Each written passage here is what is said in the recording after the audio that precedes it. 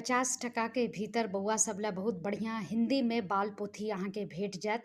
ई राष्ट्रीय पुस्तक न्यास जे अइ नेशनल बुक ट्रस्ट तिनका द्वारा सबटा छपल छनि। बहुत बढ़िआँ ई किताब सब छै। हम चाहब कि अहाँ सब जरूर एकरा कीन कऽ बच्चा सबके दियौन। एतेक बढ़िआँ किताब सब छै ई, खास तौर पर जे पढ़ैमे इंटरेस्ट रखै छथिन, एखन पढ़नाइ शुरू केलखिन हेँ। एहिमे एतेक बढ़िआँ कलर, पिक्चर आ एकर सब चीज छै, जेनाकि अहाँ सब देख सकै छियै। बेसी कलर छै, बढ़िआँ फ़ॉन्ट साइज छै और एकदम दाम देखियौ कतेक कम सब छै। ई ₹50 के भीतरेमे ई अहाँके ₹45 में एकर दाम छै। दोसरो खिस्सा देखियौ मात्र अहाँके ₹40 में अहाँके इहो खिस्सा छै, घर वापसी। पहेलियो बड़ा सुंदर छै, ई किताब छै। एकरो दाम मात्र ₹55 छै और एकर दाम बहुत पहिले एकटा किताब किनने रही, ₹17 छै मात्र।